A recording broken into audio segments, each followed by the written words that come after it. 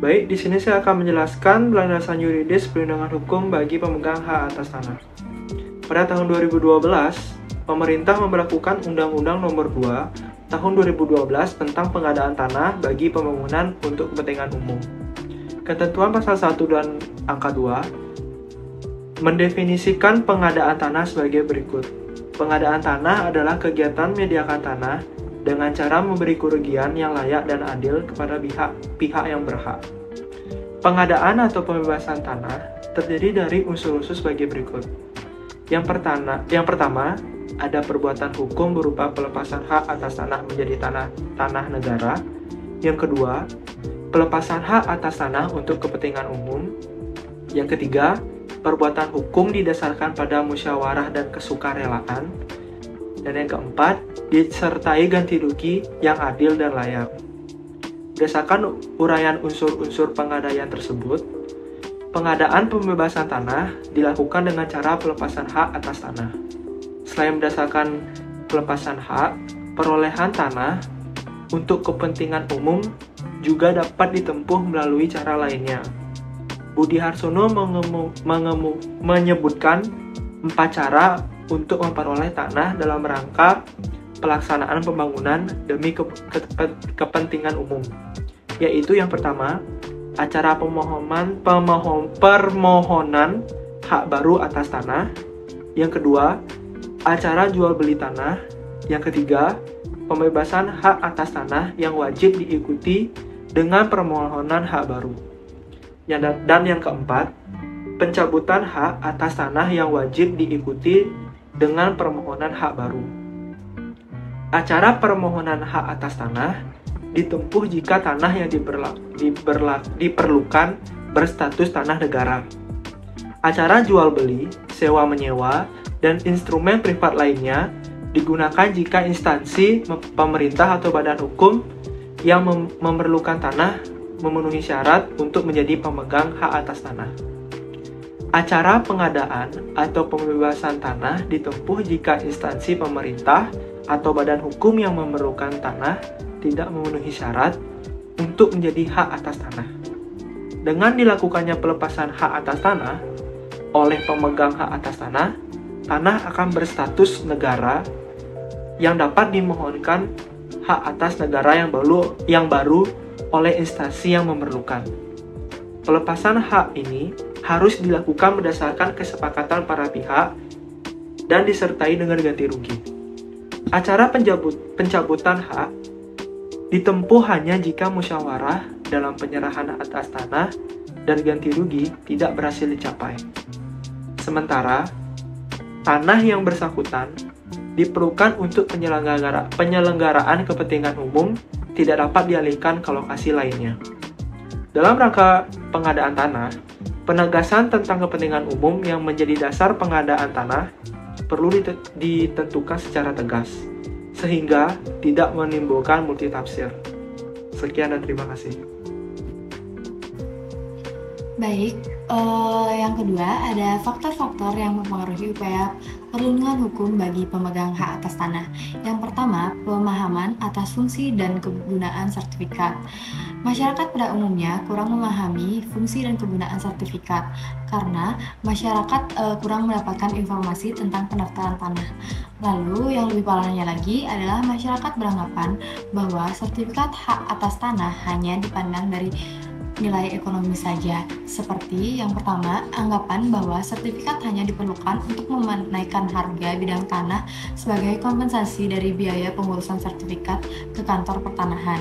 Lalu yang kedua, ada anggapan sertifikat hanya diperlukan apabila adanya keperluan untuk mengajukan pinjaman di bank sebagai jaminan pemberian kredit sebagai objek hak tanggungan.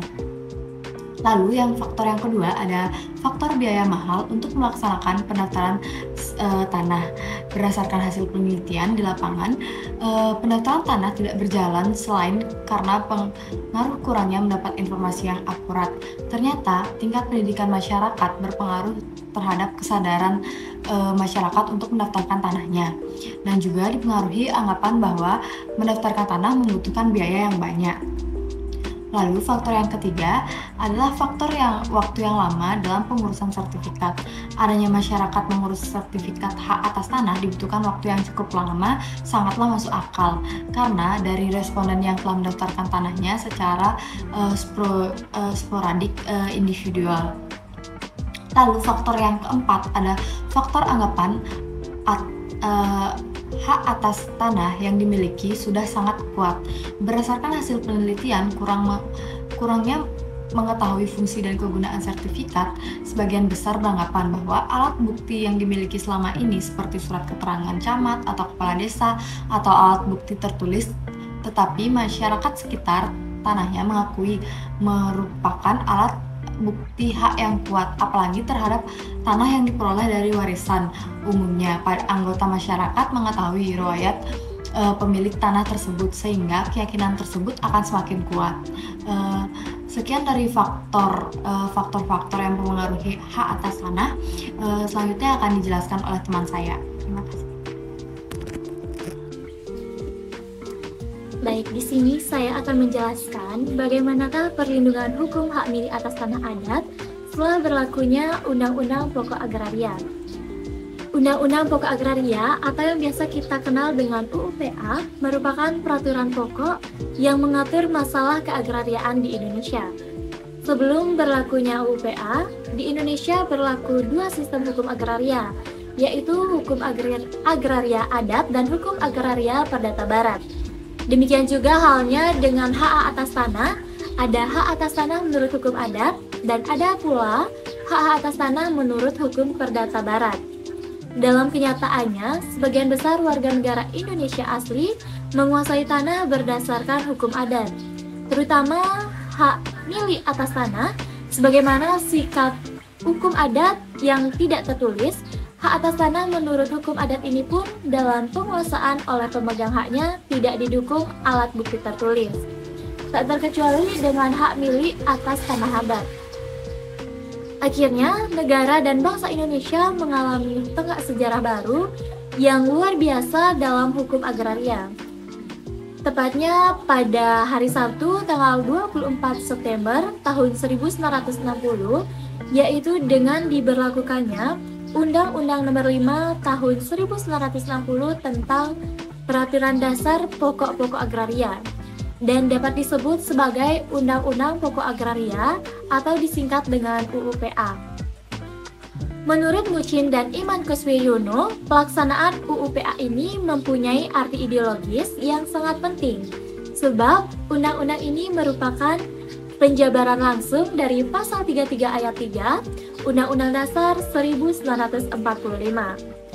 UUPA merupakan penjabaran langsung dari Pasal 33 Ayat 3 Undang-Undang 1945 diberlakukan dengan tujuan untuk menciptakan masyarakat yang adil dan makmur. Oleh karena itu, untuk memberikan perlindungan hukum kepada yang mempunyai hak milik atas tanah adat ini, UUPA memberikan pengakuan status kepemilikan kepada pemegang haknya dengan cara melakukan konversasi hak milik atas tanah adat menjadi hak milik menurut Undang-Undang Pokok Agraria, yang kemudian ditindaklanjuti dengan pendaftaran tanah dan penerbitan sertifikat tanah, atau dengan melakukan penerbitan surat keterangan hak atas tanah oleh kepala desa atau lurah, lalu disahkan oleh camat setempat sebelum diajukan permohonan konversi dan pendaftaran tanahnya, atau dengan cara penguasaan fisik oleh pemegang haknya yang dibuktikan dengan adanya tanaman-tanaman keras dan atau bangunan yang dibuat oleh pemegang haknya dan dibenarkan oleh anggota masyarakat setempat.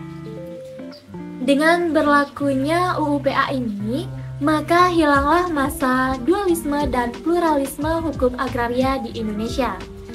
Sejak saat itu, di Indonesia telah terjadi unifikasi hukum agraria. Tidak ada lagi hukum agraria adat dan tidak ada lagi hukum agraria perdata barat. Yang ada adalah hukum agraria berdasarkan UUPA dan peraturan pelaksanaannya. Demikian juga halnya dengan hak-hak atas tanah tidak ada lagi hak-hak atas tanah menurut hukum adat dan tidak ada lagi hak-hak atas tanah menurut hukum perdata barat. Yang ada adalah hak-hak atas tanah yang diatur dalam UU PA sebagaimana diatur dalam pasal 16 UU PA. Berhubung karena itu, bagaimana status hak-hak atas tanah yang lahir berdasarkan hukum adat dan hukum perdata barat setelah berlakunya UU PA. Sehubungan dengan status hak-hak atas tanah yang lahir berdasarkan hukum adat dan hukum perdata barat setelah berlakunya UU PA ini, maka hak-hak atas tanah tersebut harus dikonversi menjadi hak-hak atas tanah menurut UU PA. Sebagaimana disebutkan bahwa dalam UU PA selain adanya ketentuan-ketentuan peralihan, ada pula ketentuan konversi hak-hak atas tanah menurut AP perlindungan, maksudnya hak-hak atas tanah menurut KUHP perdata dan hukum adat tanah ke dalam UU PA melalui lembaga konversi. Selanjutnya terkait pelindungan hukum terhadap pemegang hak atas tanah bila mana terdapat penerbitan sertifikat ganda.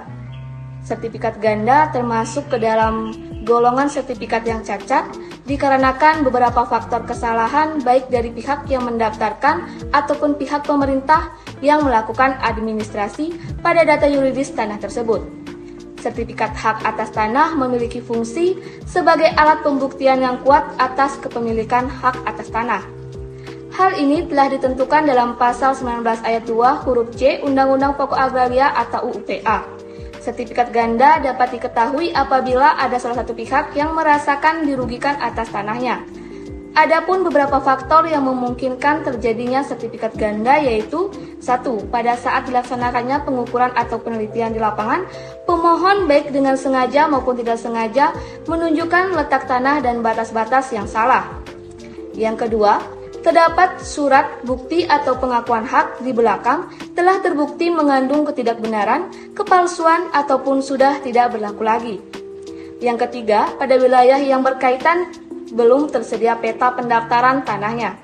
Salah satu bentuk peraturan terkait pembuatan sertifikat sudah nyata dan jelas, ditentukan dalam Peraturan Pemerintah Nomor 24 Tahun 1997 tentang pendaftaran tanah, di mana pelaksanaan pendaftaran tanah untuk menghasilkan sertifikat sebagai tanda bukti yang sangat memerlukan sistem pendaftaran tanah.